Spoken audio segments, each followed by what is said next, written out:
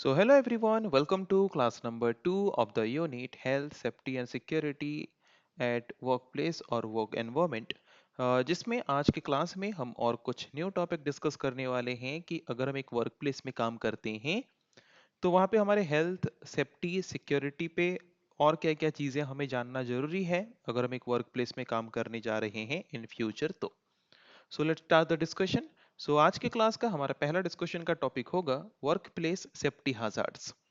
तो यहाँ पे हम डिस्कस करने वाले हैं हाजार्ड क्या है और डिफरेंट टाइप्स ऑफ हाजार्ड्स क्या हैं एंड हाजार्ड्स से बचने के लिए क्या क्या सेफ्टी मेजर्स हम ले सकते हैं, उसके बारे में हम आज की क्लास में डिस्कस करेंगे। शुरू करते हैं डिस्कशन और सबसे पहले समझते हैं कि हाजार्ड है क्या।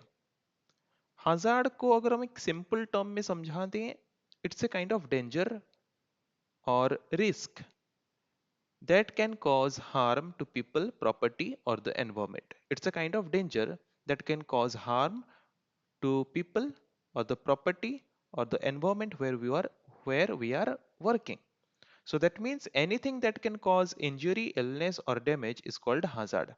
एक ऐसा चीज या फिर एक ऐसा एक्टिविटी या फिर एक ऐसा एक्शन जो इंजरी पहुंचाता है, इलनेस करता है या फिर लोगों को या फिर जहां पे हम काम कर रहे हैं वहां के इक्विपमेंट्स को या फिर प्रॉपर्टी को डैमेज करता है, all this kind of activities will be considered as hazard.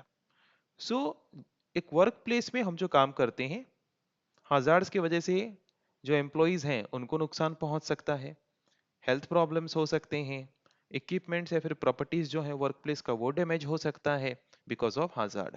So different work places में डिफरेंट काइंड ऑफ हाजार्ड्स देखने को मिलते हैं। जैसे कि अगर हम कोई मैन्युफैक्चरिंग या फिर कोई फार्मास्यूटिकल कंपनीज देखें तो वहाँ पे जो वर्कर्स होते हैं वो केमिकल या फिर बायोलॉजिकल हाजार्ड्स फेस कर सकते हैं। या फिर अदर इंडस्ट्रीज में अगर देखें तो वहाँ पे फिजिकल, इलेक्ट्रिकल, एर्गोनॉमिक हाजार्ड्स भी हम देखने को पा सकते हैं।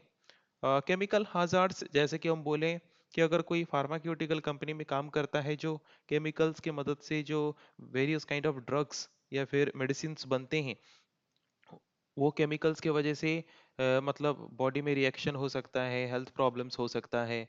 मैन्युफैक्चरिंग इंडस्ट्रीज में अगर हम काम कर रहे हैं या फिर फार्मास्यूटिकल इंडस्ट्री में काम कर रहे हैं because of the dust particles और because of the chemicals that are being used, वहाँ पे हमारे बॉडी के जो बायोलॉजिकल पार्ट्स हैं जैसे कि हार्ट है, लंग्स है, किडनी है, वो डैमेज हो सकते हैं। That kind of hazard is known as biological hazard. Other industries में और भी वेरियस काइंड ऑफ hazards हो सकते हैं जैसे कि physical hazards, electrical hazards, ergonomic hazards. Okay, so it depends on that in what kind of workplace we are working, and according to that various kind of hazards we may face in that particular workplace. So जितने भी तरह के hazards हैं उनमें से कुछ specific type of workplace hazards के बारे में हम डिस्कस करेंगे। अभी तो हमने इतना देख लिया कि hazard क्या है। So different kind of hazards के बारे में हम डिस्कस करते हैं। First kind of hazard is physical hazards. So physical hazards किसको बोलेंगे? Physical hazards comes from the surrounding और फिजिकल वर्क एनवायरमेंट। सपोज हम एक एनवायरमेंट में काम कर रहे हैं, वहां पे अगर हम फिजिकली इंज्योर्ड हो रहे हैं then that kind of hazard is known as physical hazard. Okay, मतलब अगर हम कोई फिजिकल चीजों की वजह से हमें इंजरी हो रहा है, हमें हार्म पहुंच रहा है, then that kind of hazard will be considered as physical hazard. So physical hazard comes from the surrounding or physical work environment such as floor, जैसे कि फ्लोर में गिर जाना, वॉल्स में टकरा जाना, सीलिंग्स, जो सीलिंग्स हैं सीलिंग गिर जाना है कि नहीं, एज वेल एज अगर हम मशीन्स में काम करते हैं तो मशीन्स की वजह से इंजरी होना, मशीन्स की वजह से हार्म पहुंचना, या फिर इलेक्ट्रिकल इक्विपमेंट्स यूज करके कोई काम कर रहे हैं उसके वजह से इंजरी होना, बिकॉज ऑफ पोर लाइटिंग और वेंटिलेशन की वजह से अगर कोई प्रॉब्लम होता है हमारे हेल्थ कंडीशंस में। सो all this kind of hazards can be considered as physical hazards. So these hazards can cause injury like cuts, burns, falls और electric shock. Okay, physical hazards में ये सारी चीजें इंजरीज हो सकते हैं। हाँ, जैसे कि एक एग्जांपल अगर हम कंसीडर करें फिजिकल hazard का, falling from heights, slipping and tripping, height से नीचे गिर जाना या फिर स्लिप कर जाना, या फिर ट्रिपिंग, ट्रिपिंग मतलब जैसे कि सीढ़ी में गिरना, that is called a kind of tripping, है कि नहीं? So all this can be considered as physical hazard, जैसे कि वर्कर्स में fall due to faulty scaffolding, ladders or electric shock. Slips and trips happen because of weight or uneven floor, scattered object और poor lighting. Okay, अगर हम physically कोई physical environment में काम करते वक्त इंज्योर्ड हो रहे हैं या फिर हार्म पहुंच रहा है हमें, then that kind of hazard will be considered as physical hazard. So how can we prevent physical hazard? By keeping all things arranged properly. जितने भी चीजें हैं जहाँ पे हम काम करते हैं, अगर सारे इक्विपमेंट्स हम प्रॉपरली अरेंज करके रख रहे हैं तो वहाँ पे फिजिकल hazards होने के चांसेस कम है. Clean any spilled water, oil, paint और फूड इमीडिएटली. अगर कहीं पे पानी गिरा हो, ऑयल गिरा हो, पेंट गिरा हो, फूड गिरा हो, उसको तुरंत साफ करेंगे, जिसके वजह से स्लिपिंग या फिर ट्रिपिंग होने के प्रॉब्लम्स नहीं होंगे. Make sure there is proper lighting. अगर हम कहीं इवनिंग में काम कर रहे हैं तो वहाँ पे प्रॉपर लाइटिंग होना जरूरी है to protect ourselves from any kind of physical hazard. Repair the broken stairs, ladders and light fixtures quickly. अगर कहीं लाइट का प्रॉब्लम है, लैडर जो यूज कर रहे हैं इलेक्ट्रिशियंस उसमें प्रॉब्लम है, या फिर जो स्टेयर्स हैं वो ब्रोकन है, उन सबको प्रॉपरली रिपेयर करना है ताकि ट्रिपिंग जैसे फिजिकल hazards हमें फेस करना ना पड़े. Next kind of hazard is electrical hazards. It's a kind of hazard that occur when people come in direct or indirect contact with electricity. Electricity के साथ डायरेक्टली या फिर इनडायरेक्टली कनेक्ट होके contact में आके अगर कोई हजार्ड्स या फिर कोई इंजरी या फिर कोई हार्म किसी को पहुंचता है, then that kind of hazard will be considered as electrical hazard. So this can cause electric shock, burns or even death. Common causes क्या हो सकते हैं इलेक्ट्रिकल hazards के? एक्सपोज्ड और वर्न आउट इलेक्ट्रिकल वायर्स, मतलब जो कंडक्टर पार्ट्स जो हैं वो अगर एक्सपोज्ड हैं या फिर वर्न आउट है, इंसुलेटर पार्ट वर्न आउट हो गया है एंड कंडक्टर पार्ट बाहर एक्सपोज होके है, उसको टच कर देने से किसी को इलेक्ट्रिक शॉक लग सकता है, that's also a kind of electrical hazard. Overloaded electrical socket, है कि नहीं? अगर हम बोर्ड का कैपेसिटी जितना है हमारे इलेक्ट्रिक बोर्ड का, उससे ज़्यादा कैपेसिटी वाला अगर हम सॉकेट में इलेक्ट्रॉनिक डिवाइसेस लगा रहे हैं, जिसकी वजह से शॉर्ट सर्किट होके इलेक्ट्रिकल hazards हो सकते हैं. देन फॉल्टी और अनग्राउंडेड मशीन्स, है कि नहीं? अगर हम कोई फॉल्टी मशीन्स यूज कर रहे हैं, मशीन्स में कुछ खराबी है फिर भी उसको हम यूज कर रहे हैं, उसके वजह से हमें इलेक्ट्रिकल hazards हो सकते हैं. Using electrical equipment carelessly. अगर हम इलेक्ट्रिकल इक्विपमेंट्स को केयरफुली यूज नहीं कर रहे हैं, प्रॉपर इंस्ट्रक्शंस को फॉलो करके, प्रॉपर गाइडलाइंस को फॉलो करके, देन वहाँ पे भी इलेक्ट्रिकल hazards हो सकते हैं. तो what kind of safety measures we must take care of? Employees should be trained in safe use of electrical devices.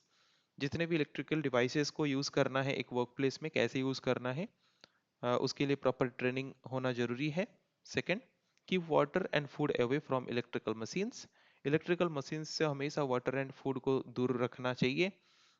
Regularly inspect and repair damaged wiring and equipment. Electrical wiring equipments कहीं पे भी अगर damaged है, उसको regularly inspect करके repair करना जरूरी है. Only qualified electricians or engineers should handle electrical maintenance. और जो qualified electricians हैं, engineers हैं, वो लोग ही electrical maintenance करना चाहिए, बाकी लोगों को involve नहीं होना चाहिए. So यहाँ पे हमने डिस्कस किया electrical hazards के बारे में और कैसे हम उसको प्रिवेंट कर सकते हैं उसके बारे में. Next kind of hazard is fire hazard. Okay, so fires in the workplace can cause severe damage to property, equipment, and human life. That kind of hazard is known as fire hazard. आग लगने की वजह से properties जो work place के हैं वो damage होंगे, इक्विपमेंट्स डैमेज होंगे, इंसान के लाइफ को डैमेज पहुंचेगा. तो that kind of hazard is known as fire hazard. So they often occur due to poor housekeeping or ignoring safety rules. अगर हाउसकीपिंग प्रॉपरली नहीं हो रहा, अगर सेफ्टी रूल्स हम इग्नोर कर रहे हैं, है कि नहीं, जिसके वजह से दिस काइंड ऑफ hazard में occur. How can we prevent this? Follow cleanliness and housekeeping rules. मतलब हमेशा क्लीनलीनेस पे ध्यान देना है, साफ सुथरा रखना है, हर चीज़ों को प्रॉपरली अरेंज करके रखना है कि नहीं? Keep flammable materials like paper, oil और केमिकल्स सेफली स्टोर्ड। जितने भी फ्लेमेबल मटेरियल्स हैं, आग इजीली पकड़ने वाले जो मटेरियल्स हैं, उनको सेफली रखना है। कोई भी आग लगने वाली चीज़ों के पास हमें नहीं रखना है। Install and maintain fire alarms, fire extinguishers and water sprinklers. हर एक ऑर्गेनाइजेशन में फायर अलार्म होना चाहिए, फायर एक्सटिंग्विशर होना चाहिए, वाटर स्प्रिंकलर होना चाहिए। Conduct fire drill regularly. और एम्प्लॉयज़ जो हैं या फिर अदर वर्कर्स हैं, उनको फायर ड्रिल कराना ज़रूरी है ताकि वो एक्सटिंग्विशर्स, वाटर स्प्रिंकलर्स को कैसे इमरजेंसी केसेस में यूज़ करना है वो उनको आए। All employees must know the emergency exit and fire escape routes.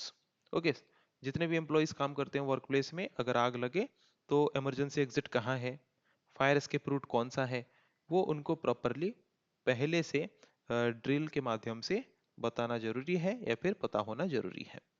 Location of fire extinguishers, alarms, ये सब चीज़ें कहाँ पे हैं, ये सब चीज़ें ड्रिल्स के माध्यम से, ट्रेनिंग के माध्यम से हर एक एम्प्लॉय को ऑर्गेनाइजेशन के द्वारा, वर्क प्लेस के द्वारा बताना जरूरी है। Next kind of hazard is health hazard. Health hazard affect a workers physical and mental wellbeing. अगर एक एम्प्लॉय या फिर worker physically as well as mentally अगर डिस्टर्ब्ड है, then that kind of hazard is known as health hazard. So that can cause both the visible part of the body, मतलब इस तरह के हजार्ड में लोगों के स्किन, आईज, ईयर्स ये डैमेज हो सकते हैं, as well as it can also damage the internal organs like lungs, heart, brain etcetera. जैसे कि loud noise from machines can damage hearing. Machine से जो लाउड नॉइज निकलता है, अगर हम एक उस तरह के मैन्युफैक्चरिंग इंडस्ट्री में काम करते हैं जिसके वजह से हमारे ईयर की जो लिसनिंग कैपेसिटी है वो डैमेज हो सकता है। ब्राइट लाइट्स और toxic fumes can harm the eyes, nose. अगर कहीं पर हम काम कर रहे हैं वहाँ पे बहुत ज़्यादा ब्राइट लाइट है या फिर टॉक्सिक फ्यूम्स वहाँ से निकल रहा है उस इंडस्ट्री से, और वहाँ पे हम रेगुलरली काम कर रहे हैं जिसके वजह से हमारे आईज, नोज में नुकसान हो सकते हैं। Chemical exposure can cause lung disease, skin problems, etc. So these are the various kind of health hazards. Okay. So how can we prevent this? Use protective equipments, use masks, globe, earplugs, etc. By depending upon the workplace where you are working. Ensure proper ventilation in work area. Work area में proper ventilation होना चाहिए जिसकी वजह से health problems ना हो। Conduct regular health checkups for employees. अगर उस तरह के कोई एनवायरनमेंट में काम करते हैं जहाँ पे केमिकल एक्सपोजर हो सकता है, डस्ट की वजह से हेल्थ इश्यूज हो सकते हैं, वहाँ पे रेगुलर हेल्थ चेकअप होना चाहिए एम्प्लॉयज़ का वर्क प्लेस में ऑर्गेनाइजेशंस की तरफ से। Provide training on how to handle harmful materials safely. अगर हार्मफुल मटेरियल्स को कोई यूज भी कर रहे हैं तो उसको कैसे सेफली यूज करना है जैसे नुकसान ना पहुंचे, उसके रिलेटेड ट्रेनिंग भी प्रोवाइड करना जरूरी है to avoid various kind of health hazards. So now we will discuss what are the potential resources of hazards in an organization. एक ऑर्गेनाइजेशन में या फिर एक वर्क प्लेस में ऐसे कौन कौन से सोर्सेस हैं, पोटेंशियल सोर्सेस, जिनके वजह से एक ऑर्गेनाइजेशन में हजार्ड्स हो सकते हैं। ओके, डिस्कस करते हैं उनमें से कुछ पोटेंशियल सोर्सेस के बारे में। First one is bright light sources. Bright light source or bright light behind or near a computer screen can make it hard to see clearly and may cause eye strain or headache. अगर हम जैसे कि IT subject में discuss कर रहे हैं तो एक आईटी कंपनी में अगर हम हैं तो वहाँ पे अगर हम काम कर रहे हैं और कंप्यूटर के ऊपर, स्क्रीन के ऊपर अगर ब्राइट लाइट डायरेक्टली आके वहाँ पे हिट कर रहा है या फिर डायरेक्टली स्क्रीन में हमें ब्राइट लाइट दिख रहा है कहीं से रिफ्लेक्ट होके, देन जिसके वजह से आई स्ट्रेन या फिर हेडेक हमें हो सकते हैं। So that's why we can say this is a most important source or potential source for causing hazard. So how can we reduce this problem? How can we prevent this problem? Use blinds or curtains to block strong light. Just like suppose बाहर से धूप आ रहा है, strong sunlight आ रहा है, उसको block करने के लिए हम वहाँ पे कर्टन्स या फिर ब्लाइंड्स यूज कर सकते हैं। Adjust furniture and lighting, so light doesn't directly fall into your eyes. Furniture को उस तरह से अरेंज करेंगे जिसकी वजह से आंखों में डायरेक्टली लाइट ना गिरे। यूज इनडायरेक्ट और कवर्ड लाइट्स विथ शेड्स और ग्लेयर शेड्स। ओके, इनडायरेक्ट और कवर्ड लाइट्स यूज करने के हम प्रिफर करेंगे ताकि डायरेक्टली आंखों में लाइट ना गिरे। Place your computer screen at right angles to windows और ब्राइट लाइट सोर्सेस। हमेशा अपने कंप्यूटर को राइट एंगल में रखो, है कि नहीं? जैसे कि खिड़की से डायरेक्टली लाइट आके उसमें ना गिरे, या फिर ब्राइट लाइट सोर्स आके हमारे मॉनिटर स्क्रीन में ना गिरे। Use soft and evenly spread lighting to avoid strong contrast between bright and dark area. Okay, मतलब ऐसे एरिया में कंप्यूटर को रख के काम करना है जहाँ पे लाइट्स कम भी ना हो या फिर बहुत ज़्यादा भी ना हो। ओके, उन चीज़ों पे ध्यान देंगे तो ये हम प्रिवेंट कर सकते हैं। देन और क्या ऐसे पोटेंशियल सोर्सेस हैं हाजार्ड्स व्हाइल यूजिंग कंप्यूटर? कंप्यूटर को जब हम यूज़ करते हैं उसके वजह से हाजार्ड्स हो सकते हैं, जैसे कि बैक पेन हो रहा है, neck pain, eye strain, muscle fatigue, all these are various kind of hazard, है कि नहीं? ये कब हो रहा है? अगर हम कंप्यूटर को यूज़ कर रहे हैं तो। So how can we prevent this? By sitting in proper posture, by stretching our body or doing simple yoga during break, by taking short break from screen to rest our eyes। हम क्या कर सकते हैं? इस तरह के hazard problems को हम prevent कर सकते हैं। Next is handling office equipments.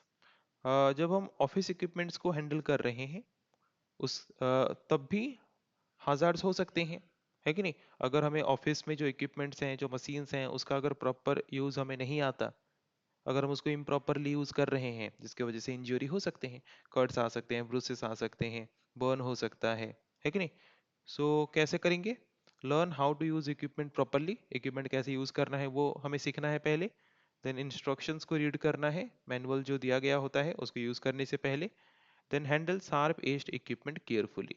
जितने भी शार्प एज्ड इक्विपमेंट्स हैं, जितने भी मतलब बहुत ही रिस्की इक्विपमेंट्स हैं, उनको केयरफुली यूज करना है कि नहीं? देन और ऐसे क्या हजार्ड्स पोटेंशियल सोर्सेस हो सकते हैं हजार्ड्स के? Handling heavy object. अगर हम कोई हैवी वेट के ऑब्जेक्ट को हैंडल कर रहे हैं तो उसको लिफ्ट करने में, मूव करते वक्त अगर हम उसको इनकरेक्टली लिफ्ट या फिर मूव करते हैं जिसकी वजह से बैक पेन या फिर इंजरी हो सकता है, तो वो भी एक तरह के बैक पेन इंजरी, वो भी एक तरह के हजार्ड्स हैं। तो कैसे सेफ्टी टिप्स क्या क्या है, कैसे हम खुद को सेफ रख सकते हैं?